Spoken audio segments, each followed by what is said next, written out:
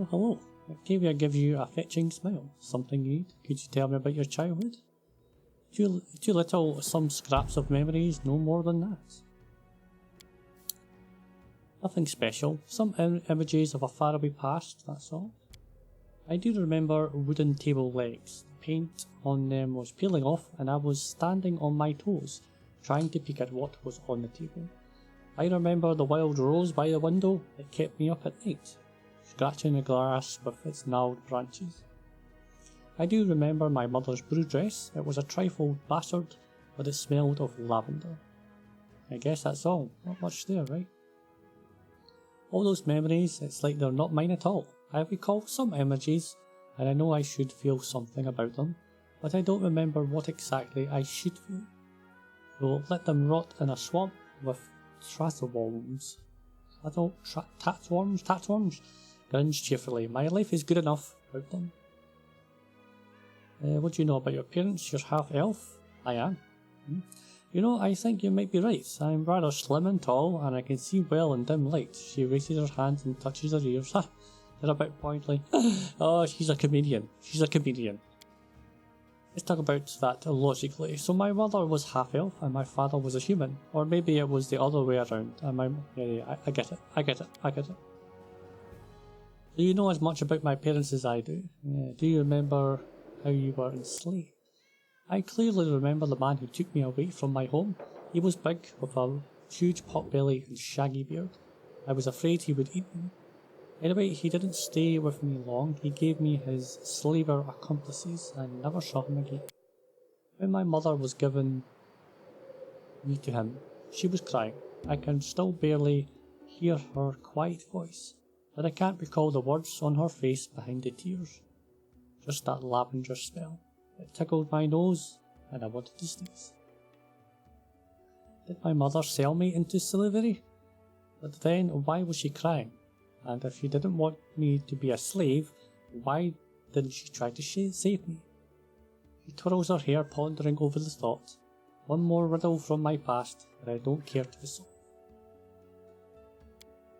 Oh, I recall my childhood in rather bright details. It was spent in dirty barracks. I wore flea infested rags and slept on a straw mattress instead of a proper bed. Oh, I understand what you mean. You know, to be honest, I'm not sure I want to remember my childhood before slavery. If I could remember what I lost, it would probably just bring me more pain. She shakes her head several times and makes herself smile again. So it's good that I don't remember much of anything. I don't like to call it, but if you insist, the slavers from the League tried to ruin my life, but all they could do was ruin my childhood. My enslavers from the League funded a large expedition into the stolen lands. 100 agents, 10 of slaves' wagons. We were to search for some ancient artifacts or ancient ruins.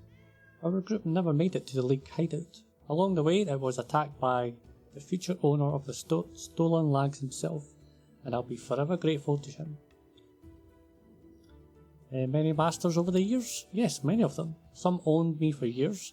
Others felt they had enough of me in a couple of months. Trust me, I did all I could to make every master eager to get rid of me.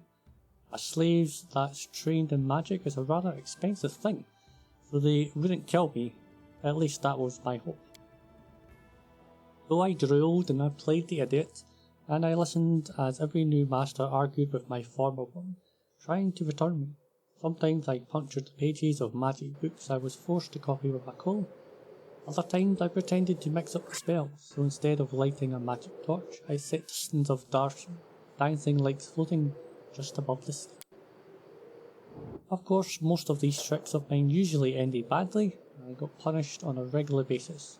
My back still remembers the master's whip, though all my scars from those times are long gone. Where did you learn magic? From the slavers. Oh my god, from the maestro. Come on, see what I mean? We already know where this is going. Oh, I was taught magic by Jonas of Starfall. One of the most famous was in Numeria. Maestro Jonas has insisted on calling himself. Octavia's voice overflows with contemptuous sarcasm. Anyone who would be happy to learn from such a great master. and only a talentless bitch like me would dare to reject his teachings and indulge in her laziness. At least that's what Meister Jonas used to repeat constantly, while whipping knowledge into my back. The great Maestro was a big fan of punishment.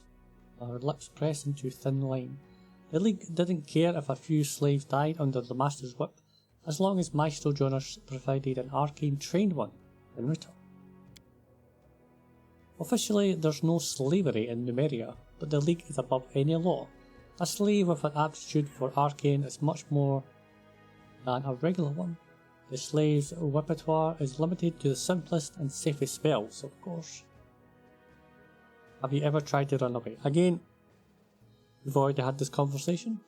What a silly question. Of course I tried. As soon as we saw even the tiniest opportunity to get free, Reg and I grabbed for it. On one occasion we jumped from the cart into the river.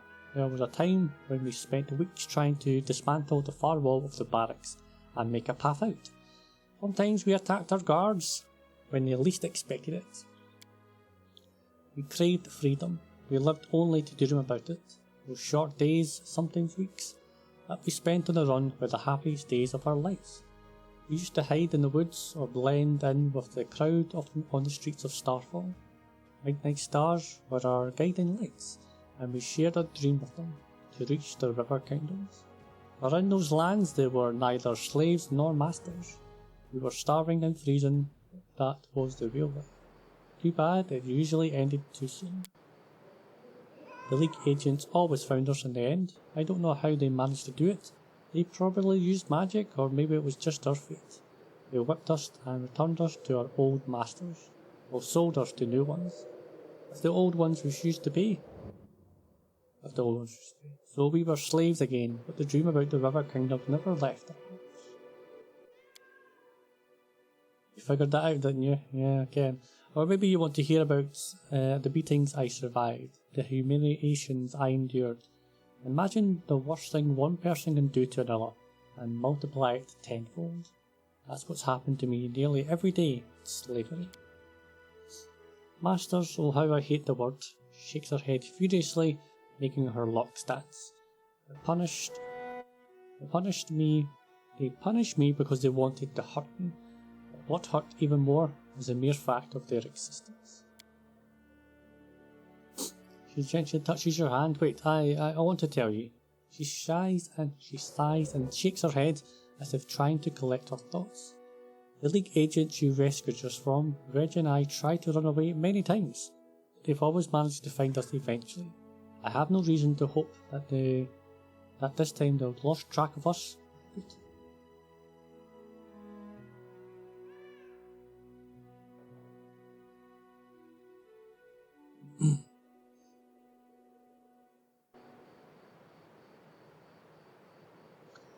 I'm gonna war.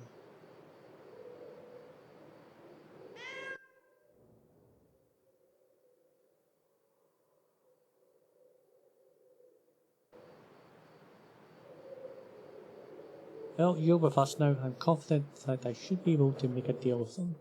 Make a deal. We're gonna kill them. I won't let anyone harm those who are dear to me. Whatever happens, encounter me. She raises her eyes and gives you such a warm smile that you're unable not to smile back. In the depths of her eyes you notice something that wasn't there before. This unnamed feeling hides in a moment, but you are sure you know what it was. Trust. Still, I like to find them for you. I will do that. What kind of relationship do you have with Reg? You're together. The way you said you were together and sounded unconvincing. Something wrong? You've noticed. Well, I didn't mean that. Now I'll have to explain it. Yes, you will. I'm not sure I know how to put it correctly. You see, Reg seems to treat me like his property. He's always kind to me, and it feels good when we travel together, or when we share a blanket at the campsite. But he always calls me my Octavia. I've told him over and over that I don't belong to anyone, that I'm on my own, that I stay with him by my own free will. He only grins when I say that. I bet he likes to think that I'm his. Never mind though, I'll sort it out somehow. Where'd you meet him? Years ago, when I was studying magic at Maestro Junish, Reg was his student too, though you couldn't actually say he was really studying anything. Reg had his own ways to cast spells. He never needed the Maestro's instructions. You see, unlike Wizard, Reg draws power directly from his innate bloodline abilities. Jonas didn't realise the nature of Reg's powers when he took the young boy as his new student. Now when he finally understood them, he just taught the negligent half-orc to control his powers, to avoid harming others, or the others, himself or the others. Reg and I have been together ever since. We could both use magic, but more importantly, we both craved freedom. We used to vow to each other that someday we'd break free from the unbearable captivity, or die trying. I guess it's good that we fulfilled only the first part of that vow.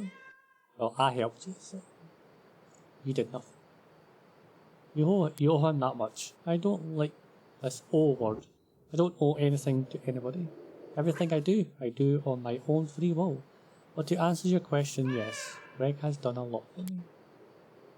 I can't count how many times he was whipped by Master because of me, how many times he took the blame for my doings. He never complained when they dragged him, beaten and covered in blood, to the slave barracks. He just groaned and clenched his fist, while I bandaged his wounds with the scraps of my filthy clothes. We've always been together, my whole life. As slaves and as free people, I wouldn't be me if not for him. That is very delicate manner. Reg means a lot to me, and he endured a lot for me. Some parts of him just scare me. He's become extremely bloodthirsty when it comes to slavers.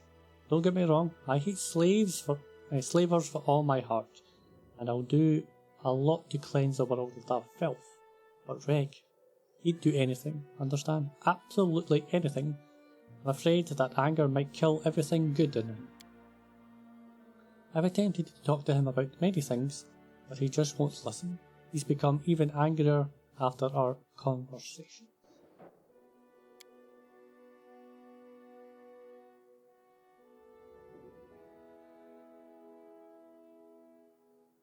Oh, how'd you look so charming in the way? Oh, you've noticed my appearance is the result of daily effort, and it's not easy. Do you know how much time it takes to create good makeup, or to mend a dress, even with the help of magic? So if some day you wake up early, an hour before dawn or so, you can actually check on me. We'll see how I prepare myself on a new day.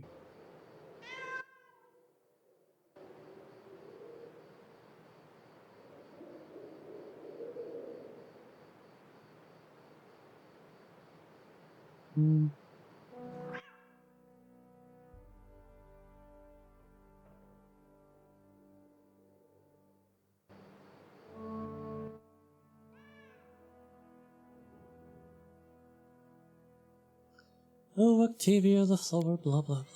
You're a real sweet talker. I feel so flushed.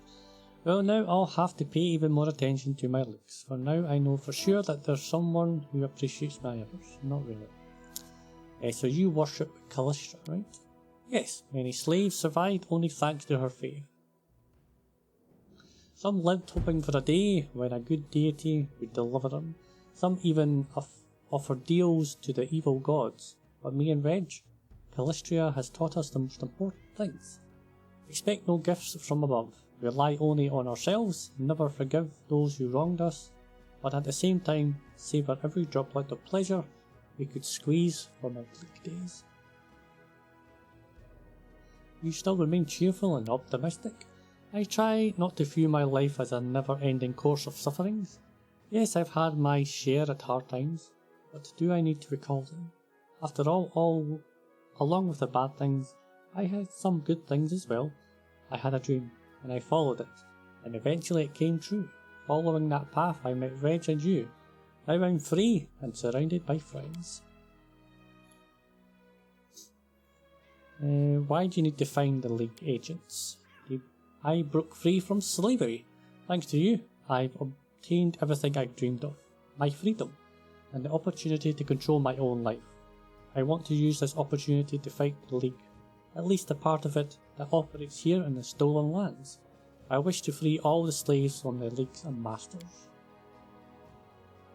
And she gives you a smile, touches your hand. I do believe that while we're together, we can achieve a lot, even this. Wow, that was a lot. This will be a fun conversation. I want to kill everything and everyone. What do you want? Have a little chat? Alright, it's not like we have anything better to do. Well, you could actually, but do you remember your childhood? What a crap question. I was just a kid when they sold me.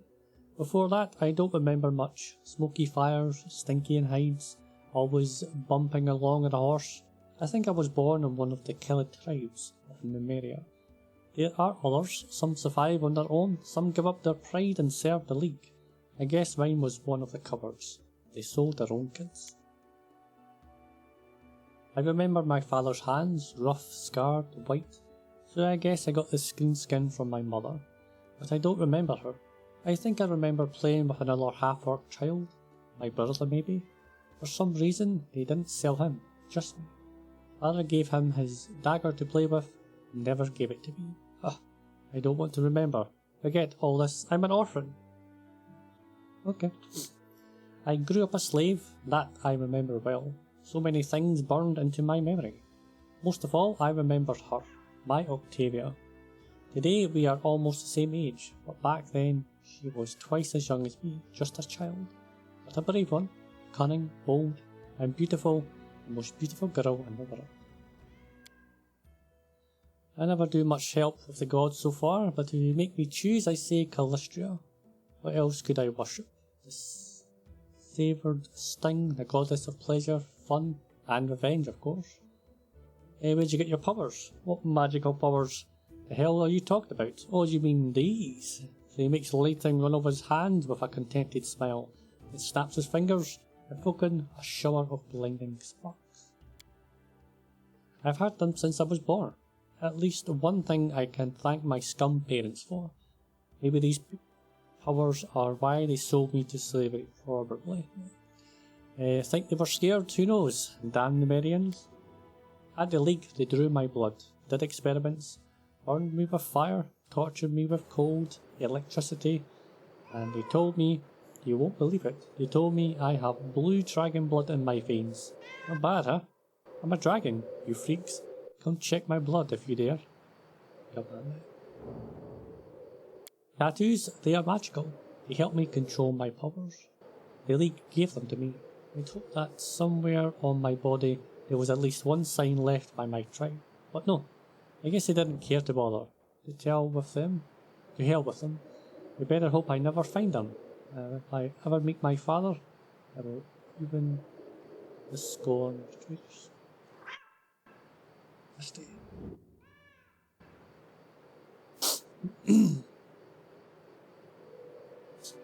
How do you manage to use both a sword and magic, and not cut off your fingers? It's simple. I'm just that bloody good. Nice. Do you enjoy making people suffer?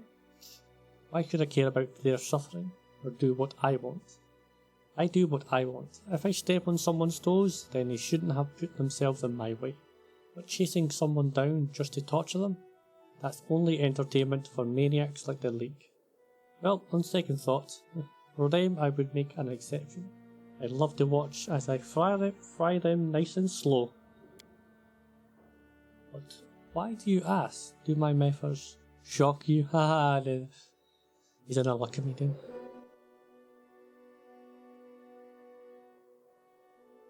It seems to me you're no more than a common villain. Look, who's talking? Who are you then, if I'm in your gang, an accomplice? Or maybe you're hoping to redeem with my friendship and good examples?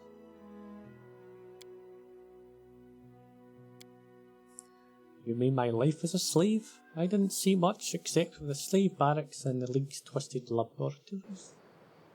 How did you happen to become a slave? Again, we've already went through this conversation, you know. I was sold by my own tribe when I was just a little brat.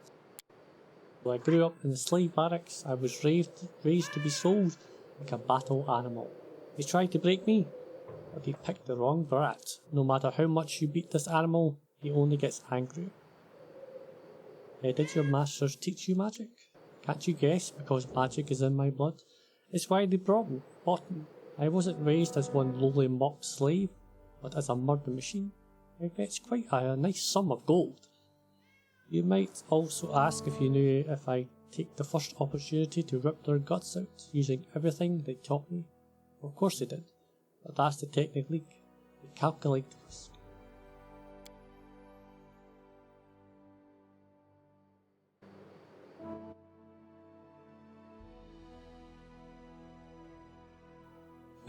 Risk. Octavia kept pretending to be simple-minded so they wouldn't expect anything from her, but I made every effort, though they didn't teach me much. What is there to teach? I'm not book magic, it's innate. They made me practice with my sword more, but I did my best in everything. I studied all I could. They knew they were raising an enemy, but they thought they could keep me on a short leash, or sell me to someone with deep pockets. Do I become someone else's problem? But who won in the end? Who's free? Who will bury them all? What else did you see beyond your life in chains? What could I have seen? Well, when we ran, we went through Starfell. It's a fine city, big, loud, many merchant, things to see, things to steal. But I didn't have much chance to walk around. It's the very nest of the Sodding League. We were focused more on getting out alive. We met some barbarians. I asked them who they might know, what tribe I'm from, but they didn't know anything. I don't have any tribal tattoos. Nothing. Actually, they were alright. Well, some of them. The blood pikes for one, they're great. All the rivers are theirs. We sailed with them during one of our escapes, almost all the way to Bavoy, and they didn't turn us in. The White Scars got us after that. Those guys are shit. They sold their pride to the tech. And one more thing. One time Octavia and I tried to escape and stumbled across a Numerian monster. I'll never forget it. A huge spider, the size of a house, made of metal, spitting fire, shooting deadly rays all around. That thing could probably tear even a dragon to pieces. Ruined our escape plans too. We had to go back. Did you and Octavia try to escape? What do you think? Of course we tried. I stopped counting how many times, jumped from windows, dug tunnels, choked out guards, or seduced them. That happened too. But those dirtbags caught us every time. Every bloody time. My back is covered with whipped scars. Luckily we were prized property. They spent too much gold on us to kill us. Anyone else would be hung and forgotten. But they kept trying to break us and recoup their expenses. I don't know whether I could have survived by sheer stubbornness. If it weren't for Octavia, I probably couldn't have. I would have just given up and died. But I had to pull my girl out of the meat grinder. And she believed in me and had enough hope for both of us. When I lay there with my back slashed to pieces, she whispered to me about the river kingdoms, where there's no slavery, where everyone can go wherever they want, take whatever they want. Not really. I'll be damned. Right, I thought she was just making this up to keep my hopes alive. But now it turns out to be true. All of it. Every last word. No chains, no slaves, no laws. Just life and be happy. Just live and be happy. Sometimes yes, sometimes no. There are some laws against it, but even in Starfell, a third of the people live in bondage. As the capital, in regions where the Black Sovereign's hand doesn't reach, they hold to tribal customs instead of laws. The barbarians don't keep slaves, instead they have thralls. Big bloody difference. Well, thralls means they're mind control, kinda? Is that what that means? And on top of all that mess, there's the League. Law and customs mean nothing to those slime balls. They'll just take whatever and whoever they want.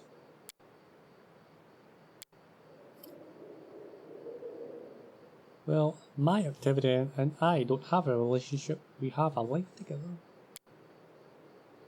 Back when we were children, we were taken as apprentices by a great spellmaster, Jonas. Maestro Jonas, he called himself. He was our teacher. While he made Octavia read books and memorise spells, I have my own innate magic. He trained me a bit, taught me how to control my gifts, so I wouldn't lose control and incinerate myself like a dumbass. Oh teacher, we will meet again. There is one more test I must pass. But you were asking about my Octavia. We've been together all our lives. We learned everything together, how to weave magic and how to survive. As we grow older, we learned how to live.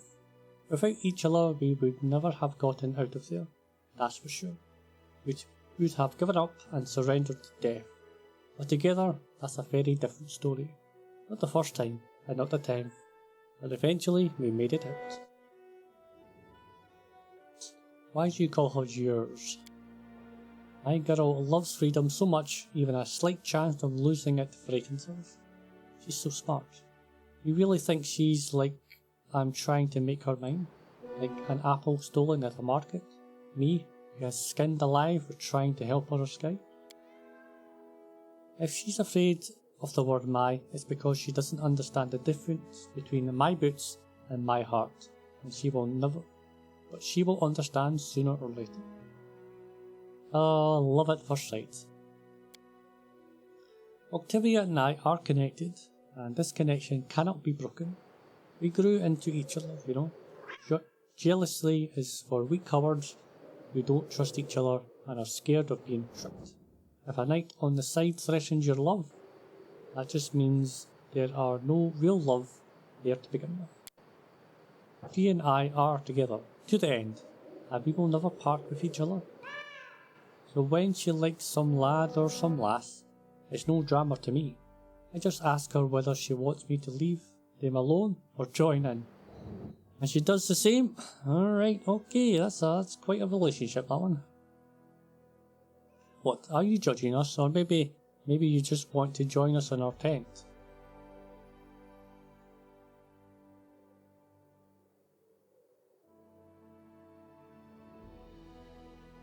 Hey, I'm not here to judge, just curious. You ask and I answered. When you pry into others' lives, don't be surprised if you find something that keeps you up at night. True that. Okay. Chatty chat, folks, slowly. Chatty chat.